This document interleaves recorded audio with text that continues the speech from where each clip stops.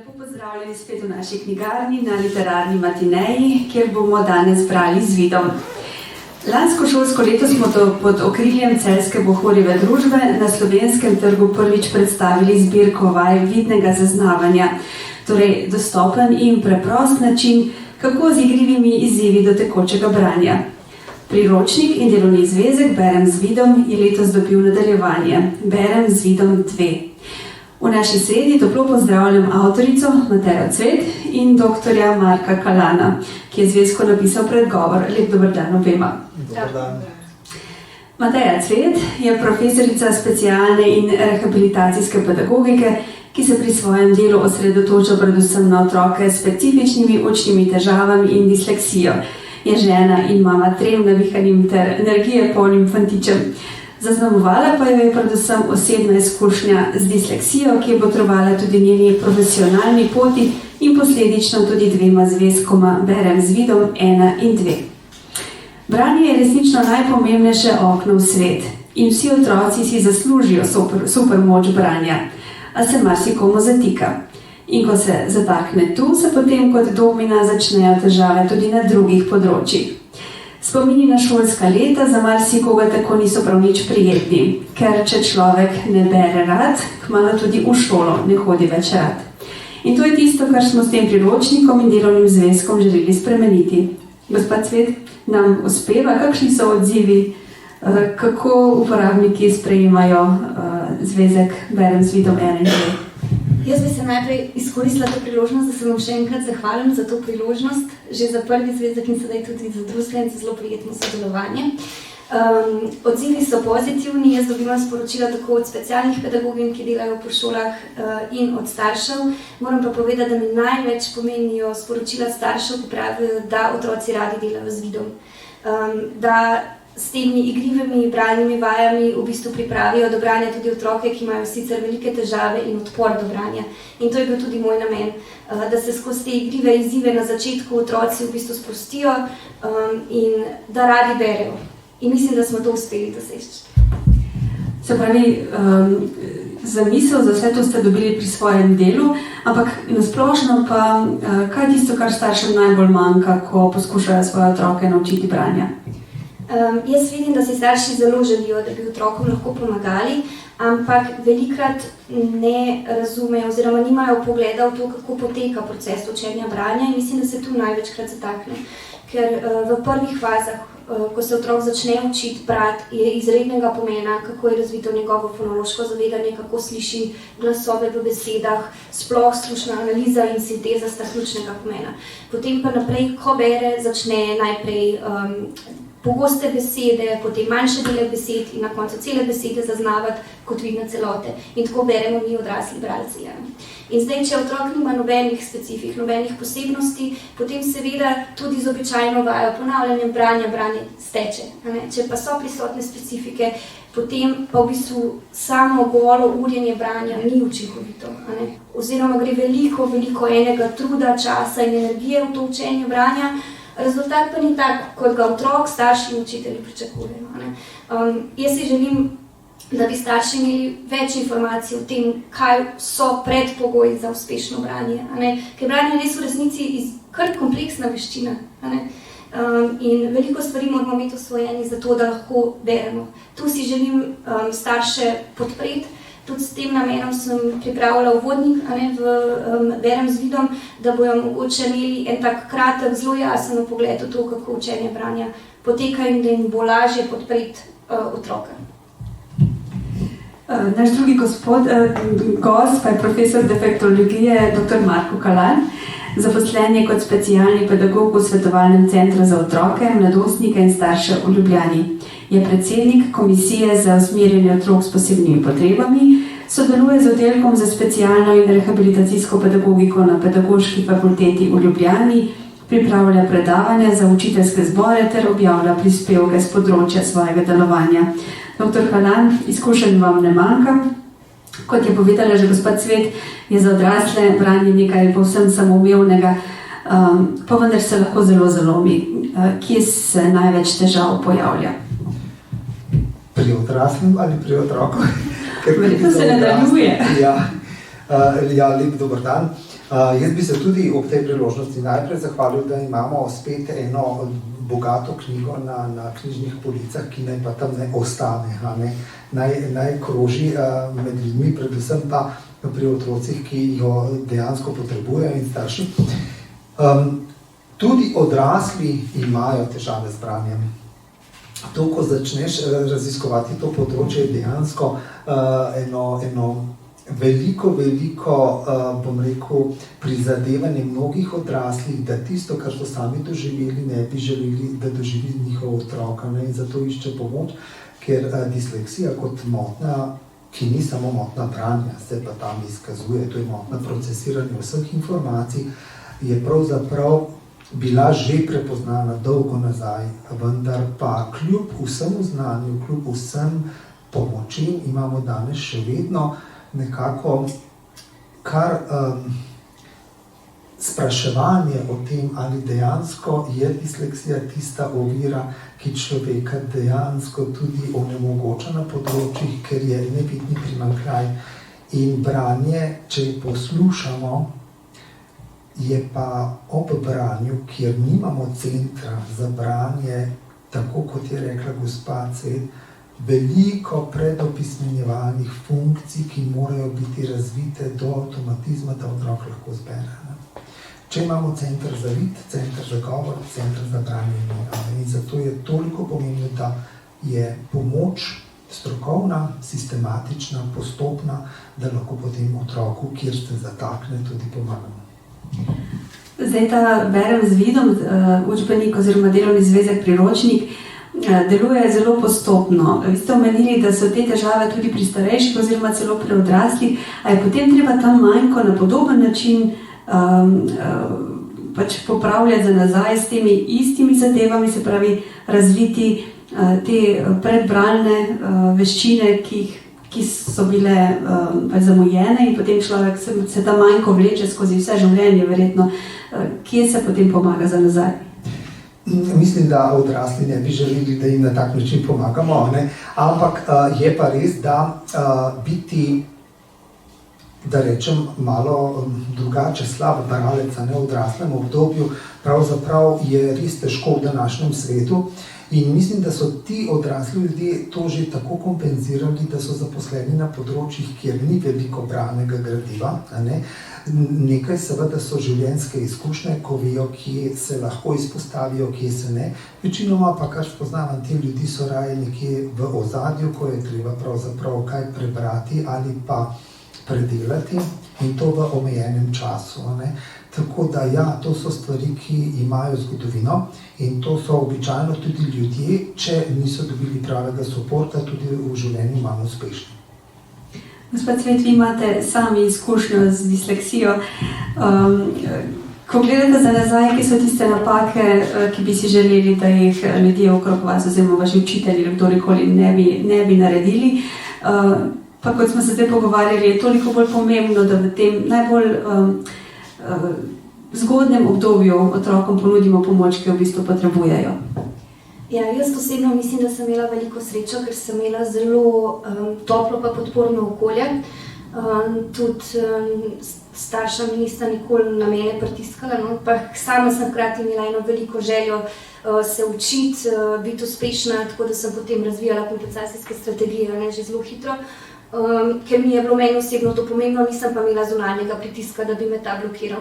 Zdaj v šolskem okolju bi si sigurno v tistem obdobju, ko sem bila jaz recimo v osnovni šoli, znanja o tem še ni bilo veliko in moj izziv je bil predvsem, da so učitelji težko razumeli, zakaj recimo imam ustno lahko zelo dobre ocene, pisno pa ne, ali pa zakaj se recimo pri angleščini ustno lahko tekoče govorim angleško, ko pa pišem spis, pa delam take napake, kot veliko mlajši otroci, recimo pri zapisu. Tako da jaz sem se predvsem tem se mi zdi srečevala, ampak sem imela to srečo, da je bilo govorno področje moje vedno močnejše, tako da sem na tak način potem kompenzirala to in mi je to vedno pomagalo. Tako da se mi zdi, da moja izkušnja je dokaj pozitivna.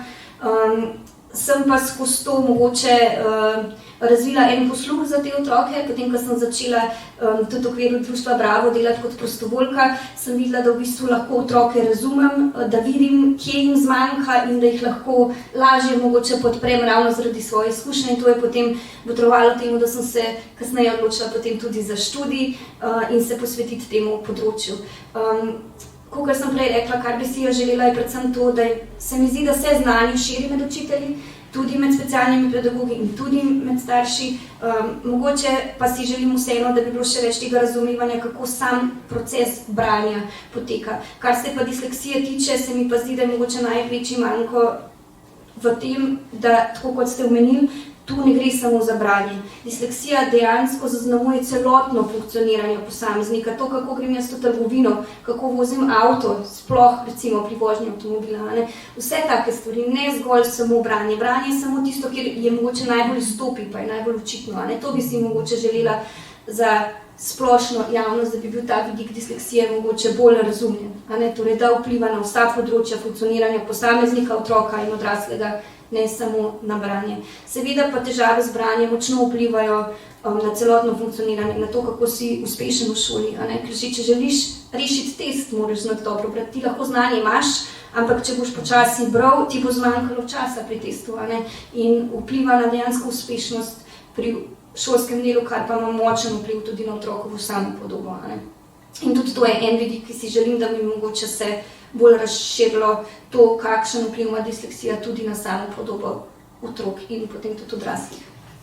Gospod Kalan, prej smo se pogovarjali, ni samo umevno, da učitelji, ki imajo tudi mogoče izkušnjo osebno z disleksijo, da to pozitivno prenesejo v svoj učni proces. Pa tudi, kot ste rekli, ljudje smo različno energetsko opremljeni pri takih izzivih. To pa so izzivi v šolskem okolju, mar ne? Ja, to so zagotovo, ker naša šola je verbalna šola. Naša šola ni šola, kjer bi ti izkazoval lahko vsa svoja močna področja. Žal, likovno področje, tehnično področje, športno področje, glasbeno področje in drugo so tukaj v našem sistemu pravzaprav področja, ki jih imajo otroci z disleksijo kot močna področja, manj upoštevana kot pa osnovni šolski predmeti, kjer pa je sporočilo glavno velikokrat predstavljeno le z besedo, z dolgimi besedili, z dolgimi povedmi, bom rekel, celo slabo urejeno vsebino na straneh. In to je tisto, kar pravzaprav potem otroka z disleksijo zaznamuje, kot ste rekli, ker običajno ti otroci, če niso pravilno obravnavani, razvijajo nek strah ali celo odpor do vsega branega gradiva. In naš šolski sistem je zelo zahteven in vsebine so preobsežne. Že za otroke, ki nimajo težav, za otroke, ki pa imajo kakršnekoli težave, je pa pravzaprav to eno sporočilo lahko otroku, ki je sicer napačno, nisi dovolj dober. Nisi dovolj dober. In zdaj, mi smo le socialna bitja in drugi ti postavijo zrcalo, kje si v njihovih očeh. Zato mislim, da pri disleksiji je prvo, si vreden, si spoštovan, kakršenkoli si. In pravzaprav strokovnjaki, dr. Gabi Čačinovič je lepo rekla, to so strokovnjaki iz izkušenj. Tudi gospa Cvet je strokovnjakinja iz izkušenj in midva se tukaj razlikujeva. Zato pa moram jaz povabiti otroka kot strokovnjaka, eksperta iz izkušenj, da mi ti poveš, kako nekaj vidiš, da mi ti poveš, kako si nekaj razumel. Ker tako kot ste rekli, disleksija je pravzaprav oziroma branje, pridobivanje informacij iz knjig, iz člankov je ena stvar. Disleksija je pa način življenja, bi jaz celo rekel, ker je to pravzaprav časovna komponenta, prostorska komponenta, ker so neavtomatizirane stvari na teh področjih, pravzaprav nalaga veliko več dela tudi sicer v življenju kasneje. Če mogoče samo ilustriram, velikokrat se pogovarjamo z otroki, kateri je pa zdaj naslednji praznik. Ampak običajno imajo otroci z disleksijo težave z zaporedji in praznik je nekje v zaporedju in ta praznik je vezan na mesece in meseci so tudi zaporedja. In če mi govorimo, ja, sej naslednji praznik je pa ta in ta, temu otroku ni jasno. A ne? In zato je pravzaprav pomembno, da vemo, da ima otrok disleksijo, ker se to kaže prav pri vseh predmetih v šoli. Zgodbe, kako so ljudje včasih doživljali, kakšne travme so doživljali prav zaradi nerazpoznane disleksije, so včasih res kar težke za poslušati, pa si upamo predstavljati, da smo jih danes presegli. Ampak vi pravite, da ni vedno tako, ne? Da tudi danes otroci še marsikaj doživljajo take težke zgodbe. Ne, jaz mislim, da ni tako hudo, ne? Ampak jaz mislim, da tisti učitelji ali pa tisti strokovnjaki ali pa popolnoma običajni ljudje, ki razumejo in ki se pogovarjajo s takimi otroki ali z mladostniki ali odraslimi, lahko zaznajo, ki bi jim prišli naproti in kaj pomagali. Sicer je pa res, ja, kljub prepoznavanju, kar kaže tudi današnja udeležba, a ne, je nekako, ne bom rekel, da je premalo znanja, je pa premalo zanimanja za to. A ne? In biti drugačen v razredu bi moglo biti vodilo marsikomu učitelju in tudi hkrati izziv, kako to isto snov naredim za tebe. A ne? A veste, ker mi se pogovarjamo, če ilustriram Krjavljevo zgodbo in če učitelj reče, najprej vam dam 5 minut, preberite si, pa se bomo potem pogovarjali, kako je hudiča presekal. Ampak dobri bralci bodo prišli do konca in mogoče še čakali učitelja, da začne s postavljanjem vprašanj. Bralci, ki pa niso avtomatizirani v branju, ki nimajo avtomatiziranega branja, pa ne bodo prišli niti do konca in potem je ta otrok že takoj na začetku v neenakovrednem in neenakopravnem položaju. Nima informacij, čeprav, če bi bilo prilagojeno besedilo ali celo mogoče posneto besedilo ali povečano besedilo in s podaljšanim časom bi se on čez 10 minut mogoče tudi lahko pogovarjal. Tako da možnosti imamo, jaz mislim, da imamo in je vsaka taka priložnost, kjer se lahko o tem govori, res dobrodošla, ker menim, da so to koraki v pravo smer. O tem se pa veliko govori, oziroma iščemo informacije takrat, ko pridemo v težave. In to so ponovadi starši, ki se soočijo s to stisko, kako otroku pomagati. Tu pa pridemo do tega, da v bistvu učitelji so običajno preobremenjeni, otrok v razredu je preveliko, mogoče kdo ima dodatno strokovno pomoč, večina pa ne. In veliko je takih otrok, ki bi v začetku potrebovali malo spodbude, ne glede ali imajo diagnosticirano kakšno motnjo. Kako vi gledate na ta razkorak pomanjkanja strokovne pomoči oziroma kako opolnomočiti starše? Zdaj smo pa tu priberem z vidom.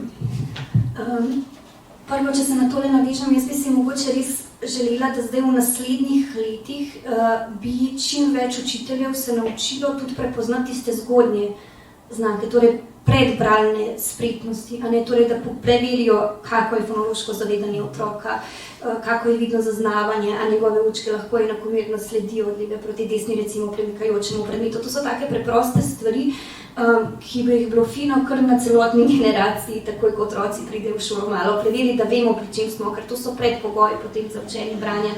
Ali pa mogoče, da bi potem tudi starši s časoma se naučili bolj biti pozorni na te stvari, a ne. Berem z vidom sem poskušala skozi uvodnik mogoče staršem malo bolj jasno to predstaviti, kako to poteka, da mi je potem tudi lažje mogoče prepoznati, kje se njihovemu otroku pri branju zatakne. Hkrati pa sem poskušala v navodilih tudi zastaviti, na kak način otroku približati vaje. A ne? Zdaj, ko je otrok še čisto majhen, čisto na začetku opismenjevanja, ti procesi dosti na nezavedni ravni potekajo. Potem, ko je pa majčkeno starejši, je pa zelo pomembno, da otrokom pomagamo te stvari tudi ozavestiti. Da otrok razume, moj pogled malo bolj bega, jaz moram zato malo bolj zavestno usmerjati svojo vidno pozornost, jaz moram zato malo si pomagati z okoliškim besedilom, da prepoznam, katera je ta črka, a ne na tak način. In skozi to gradivo vid otroke spremlja skozi ta proces in jim ga poskuša približati na otrokom prijazen način, da jim razlaga, na kak način usmerjamo vidno pozornost, na kak način prepoznamo vidno podobne črke. in del navodil je zato namenjen otrokom, del pa staršem. In tudi na tak način, da starši znajo povedati otroku, zakaj je to smiselno. Ker otrok mora v neki fazi res ozavestiti ta proces. In njemu je pol, sploh če so malo starejši otroci, je ta vidik zelo pomemben. Tega samo ozaveščanja o tem, kje imam jaz primanjkljaje in kaj moram narediti za to, da jih lahko presežem. Ni, da ne bi bilo gradiva na trgu, ne? Ampak težava je v tem, da je preveč zapleteno, da bi ga mogoče nek laični uporabnik ali pa povprečen starš znal uporabljati. Jaz mislim, da vedno več stvari prihaja. Krasni materiali so predvsem na področju fonološkega zavedanja, se mi zdi vedno bolj obširni, vedno bolj sistematični. Tako da mislim, da se tukaj premikamo naprej, da so stvari vedno bolj dosegljive. Moja izkušnja starši pa je, da veliko staršev se tudi ne znajde, morda ravno zaradi tega, ker so imeli tudi sami primanjkljaje.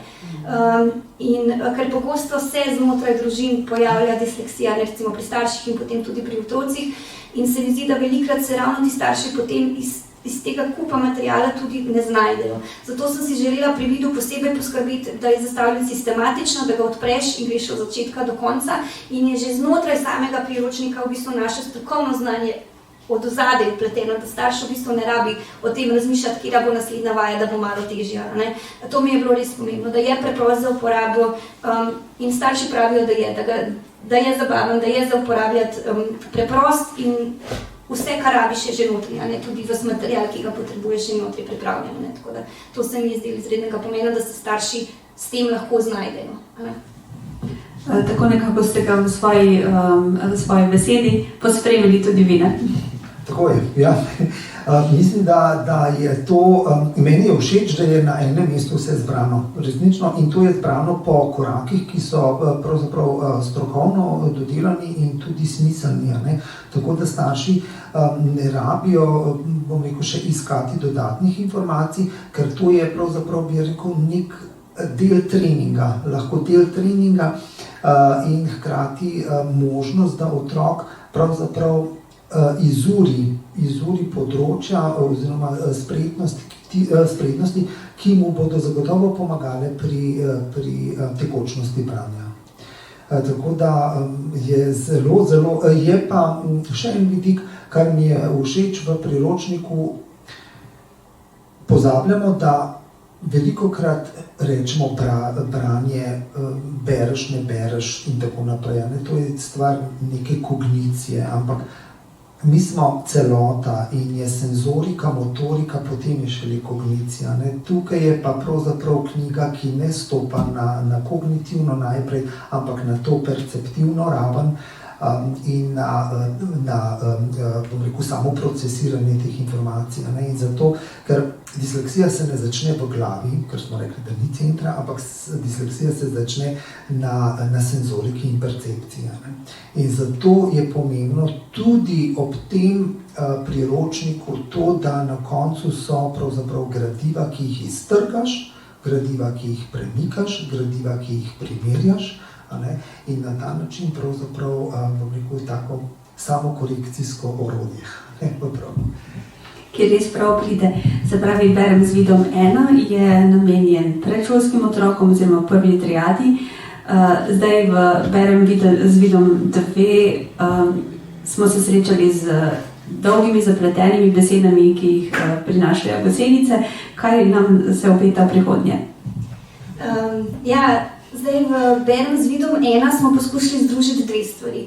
Ena je, da je priročnik uporaben tudi kot priprava na branje za ta vidni del branja, torej vidno zaznavanje, ker je tudi ta vidik zelo pomemben, preden se otrok začne učiti brati poleg fonološkega zavedanja.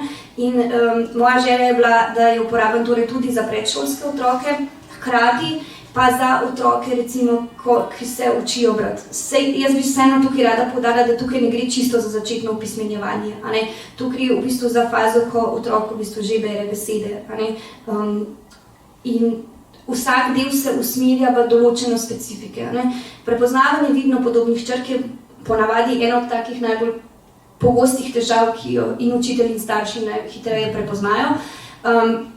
In temu smo se posvetili v Berem z vidom 1. Zdaj v Berem z vidom 2 smo naredili korak naprej. Tu so vaje že dosti bolj zahtevne in niso več primerne za predšolske otroke, ampak je v bistvu smiselno nadaljevanje prvega dela. Ne? Torej, moja želja je, da otroci najprej grejo skozi prvi del in potem grejo na drugi del, ki pa je potem usmerjen bolj v prepoznavanje pogostih besed kot vidnih celot in potem, da otrokom pomaga, da začnejo tudi daljše besede postopoma zaznavati kot vidne celote. V zadnjem delu pa se usmeri v branje besede do konca, ker tudi to je zelo pogosta težava, ki jo imajo otroci, torej da preberejo prvi del besede, zadnji del besede pa ugibajo. Sploh, ko so besede bolj zahtevne in kompleksne in na to smo se osredotočili v drugem delu. Moja velika želja je, da bi prišel še en del, kjer bi bile vaje vidnega zaznavanja še malo bolj zahtevne, torej še malo bolj primerne tudi za starejše otroke, hkrati pa bi se usmerili predvsem v bralno razumevanje, ker namen branja je, da razumeš, kaj si prebral. Zato se učimo brati, da bomo to, kar je napisano, razumeli in znali uporabiti. In moja želja je v tretjem delu se osredotočiti v bralno razumevanje in s tem ga nameniti še malo starejšim otrokom, ki imajo težave z branjem. Gospod Kalan, malo izven tega vašega, se pravi, ko otroke kljub vsem preprekam naučimo brati, brez tega smo zagotovili, da ne gre. Kako ste vi z branjem oziroma kakšno prihodnost ima branje? Glede na to, da živimo v svetu, kjer je vse na hitro, kjer je na kratko, kjer so video, kjer se posluša, kakšno prihodnost ima branje kljub vsemu? Kar težko vprašanje. Veste kaj, jaz mislim, da mi imamo dostop do informacij raznoraznih in tudi na vseh tehnologijah. Je pa nekaj, jaz vedno rečem, da informacije, ki so pobrane z raznih bralnikov in zaslonskih tehnologij, so fragmentarne, ne? Se pravi, so samo izvlečki. Knjiga pa zagovarjam, da če te računalnik informira, te knjiga pa formira. Ne? Ker knjiga je pa pravzaprav neko tako sredstvo med menoj in med mojim svetom in med avtorjem, ki je to pisal. Ne? In jaz mislim, da bomo morali iti korak nazaj, da informacije pridobivaš počasneje, da jih predeluješ, da se o njih pogovarjaš, ker ni bistvo, da imaš ogromno informacij, bistvo je, da te informacije, da jih razumeš, ne? In tudi zato ni potrebno, da pri otroku vztrajamo na glasnem branju dolgo časa. Mnogi se raje lotijo tihega branja, pomembno je na koncu razumevanje. Zato bi jaz resnično vrniti se nazaj, trenutni način življenja nas ne spodbuja v branje, ker je tudi, če samo pogledam, jaz vedno rečem otrokom, kakšno knjižno omaro imate doma. Pa otroci ne vejo, kaj bi bila to knjižna omara in knjižnica. Veste, kar v velikem odstotku, ker so zdaj tudi, bom rekel, sama sodobni interjer je tako zgrajen, da ni več velikih omar, knjižnih polic, ampak je to minimalistično, ne? Če že pri tem pogledamo, ker je pa res, tebe mora nekaj spodbuditi, ne? K branju. Se pravi, ni dovolj samo, da govorimo beri več, ker v srednji šoli napisati dober esej ni to stvar tistega leta. Besedišče pridobivaš vse življenje. In zato je tudi otrokom, ki sicer so malo bolj živahni, pa ne želijo poslušati, izredno pomembno, da že starši živijo drugače. Pomeni, da so večeri, ko ni tehnologij in so večeri namenjeni branju, raziskovanju, ogledu knjig. Je pa tudi tako, da ljudje, ki imajo pravzaprav disleksijo, ni to samo stvar tega, kar smo danes govorili, kot smo že prej omenili. To je tudi včasih malo motorično manj spretna oseba ali kaj takega. Zato je pomembno, knjigo pa ti primaš v roke, listaš, spoznavaš strani. Ne? In zato jaz toplo priporočam, da ne hitimo, ampak da si raje naberemo manj knjig, pa tiste preberemo. In tudi, če prebereš knjigo enkrat, dvakrat, ni nič narobe. Oziroma, enkrat, dvakrat, trikrat, isto knjigo. Tako da, se pravi, vnesti večjo bralno kulturo v družine. In tako kot, veste, smernice pediatrov so mi pa zdaj zelo všeč, ko so rekli, da digitalni post uvedemo v družino. Se pravi, en večer biti brez vsega, ampak samo s tem, kaj boš bral, kaj boš listal, kaj boš pregledoval. Ni treba začeti zdaj ne vem s kakšno revolucijo, ampak mogoče eno stvar in jo to potem konstantno vzdržujemo. Čudovita popotnica, če samo to odnesemo domov.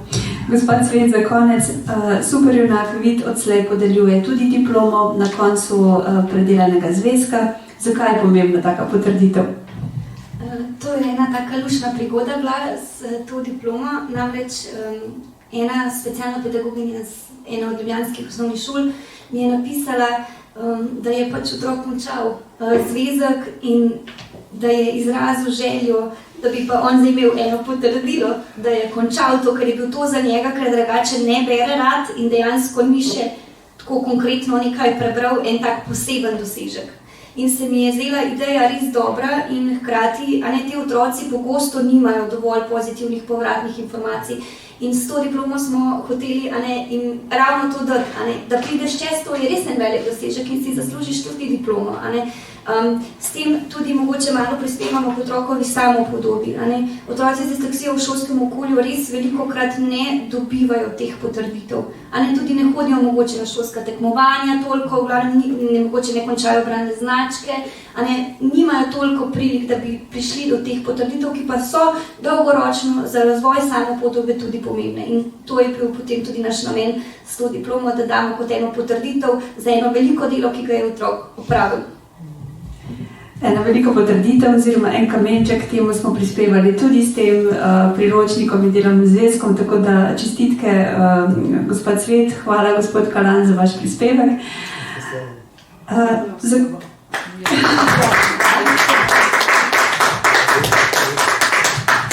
Seveda pa prisrčna hvala vsem, ki ste se nam danes pridružili pri tem pogovoru.